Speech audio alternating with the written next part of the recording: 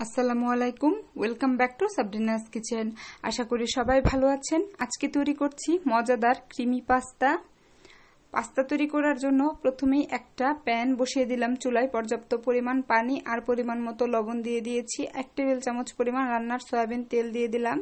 একটু নেড়ে অপেক্ষা করব পানিটা বলক চলে আসা পর্যন্ত। পানিটা বলক চলে এসেছে, এখন আমি 1.5 কাপ পরিমাণ পাস্তা দিয়ে দিলাম। আপনারা যে কোনো শেপের পাস্তাটা এখানে নিতে পারেন। নেড়ে একটু মিশিয়ে দিচ্ছি। তারপর এটাকে মাঝারি আঁচে সেদ্ধ করে নেব। পাস্তাটা আমার সেদ্ধ হয়ে গেছে। এবার একটা স্ট্রেনারে আমি ছড়িয়ে রাখবো যেন ওভারকুক না হয়ে যায়। আর যদি দেখেন আপনাদের পাস্তা একটা আরেকটার সাথে লেগে গেছে, তাহলে একটু ঠান্ডা পানি দিয়ে ধুয়ে দিবেন। চুলায় আবারও প্যান বসিয়ে দিলাম আর 1 টেবিল চামচ পরিমাণ সয়াবিন তেল আর 1 টেবিল চামচ কুচি করে রাখা রসুন দিয়ে দিলাম। এবার রসুনটাকে একটু ভেজে নেব। চুলার আঁচটা মাঝারিতে রেখে এটাকে একটু ভেজে নিচ্ছি, একদম লাল করে নেব না, জাস্ট একটু ভাজা হয়ে গেলে এখানে পছন্দ মতো সবজি দিয়ে দিচ্ছি। আপনারা যে কোনো সবজি দিতে পারেন। আমি এখানে ফুলকপি আর মটরশুঁটি দিয়েছি। এবার চুলার আঁচটা মিডিয়াম হাই রেখে এগুলোকে ভেজে নেব। 1/4 চা চামচ গোলমরিচের গুঁড়া দিয়ে দিলাম, একটু মিশিয়ে নিচ্ছি। আর পরিমাণ মতো দিয়ে দিলাম লবণ। এবার এগুলোকে ভেজে নেব। অনবরত নেড়ে ভাজতে হবে যেন পুড়ে না যায়।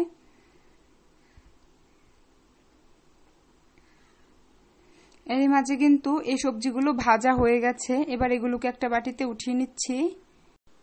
একই প্যানে 3 টেবিল চামচ পরিমাণ বাটার দিয়ে দিচ্ছি। প্যানটা ভালো করে পরিষ্কার করে নিয়েছি। আর এখানে বাটারটা ইউজ করতে হবে, এতে করে এই ক্রিমের ফ্লেভারটা ভালো আসবে। চুলার আঁচটা একদম লোতে রেখে এই ক্রিমটা তৈরি করতে হবে। 3 টেবিল চামচ পরিমাণ দিয়ে দিয়েছি ময়দা। ময়দাটাকে একটু ভেজে নেব যতক্ষণ না পর্যন্ত ময়দার কালারটা চেঞ্জ হয়ে যাচ্ছে আর ময়দার যে কাঁচা একটা ফ্লেভার আছে ওইটা চলে যায়। ময়দাটা ভাজা হয়ে গেছে। এবার রুম টেম্পারেচারে থাকা 2 কাপ পরিমাণ জাল করা লিকুইড গরুর দুধ দিয়ে দিলাম। এবার এটাকে একটু মিশিয়ে নেব। এরকম স্প্যাচুলা দিয়ে মেশাতে অনেকটা সময় বেশি লাগে আর এর মাঝে লাম্পস ক্রিয়েট হয়ে যাওয়ার একটা চান্স থাকে, তাই এরকম একটা হ্যান্ড উইস্ক দিয়ে আমি খুব ভালো করে এটাকে মিশিয়ে নিচ্ছি। দেখুন অনেক তাড়াতাড়ি কিন্তু এই ময়দাটা দুধের সাথে খুব ভালোভাবে মিশে গেছে। এবার 1.5 টেবিল চামচ পরিমাণ চিনি দিয়ে দিচ্ছি। চাইলে চিনির পরিমাণটা কম বেশি করে দিতে পারেন। আর 1 চা চামচ পরিমাণ দিয়ে দিলাম গোলমরিচের গুঁড়া। গোলমরিচটাও একটু হ্যান্ড উইস্ক দিয়ে মিশিয়ে দিচ্ছি যেন গোলমরিচটা লাম্পস বেঁধে যেতে না পারে। আর 1/2 চা চামচ চিলি ফ্লেক্স দিয়ে দিয়েছি। আবারও এগুলোকে খুব ভালো করে মিশিয়ে নিচ্ছি।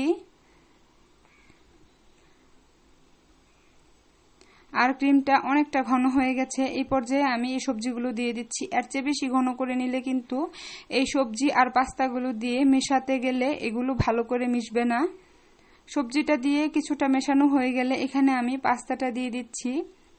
যেহেতু পাস্তাটা সেদ্ধ করার সময় তেল দিয়েছিলাম, তাই একটা আরেকটার সাথে কিন্তু লেগে যায়নি, ঝরঝরে আছে। এবার আমি খুব ভালো করে এই ক্রিমটার সাথে সবজি আর পাস্তাগুলোকে মিশিয়ে নেব। এখনো পর্যন্ত কিন্তু আমি কোনো লবণ অ্যাড করিনি। খুব ভালোভাবে মিশে গেলে তারপরে আমি লবণটা চেক করে অ্যাডজাস্ট করে দিয়ে দিব। চুলার আঁচটা লো থেকে মাঝারিতে করে এই সবগুলোকে মিশিয়ে নিচ্ছি। পাস্তাটা খুব ভালোভাবে মেশানো হয়ে গেছে ক্রিমের সাথে। আর আমি লবণটা চেক করে এখানে পরিমাণ মতো লবণ দিয়ে দিচ্ছি। আর দিয়ে দিচ্ছি 2 টেবিল চামচ পরিমাণ গ্রেট করা চিজ। চিজটা অবশ্যই দেওয়ার চেষ্টা করবেন, এতে করে এই পাস্তাটার টেস্ট অনেক বেশি ভালো আসে। আর হাতের কাছে না থাকলে না দিলেও চলবে। খুব ভালোভাবে সবগুলো উপকরণ মিশিয়ে নিলেই কিন্তু রেডি হয়ে গেল মজাদার ক্রিমি পাস্তা।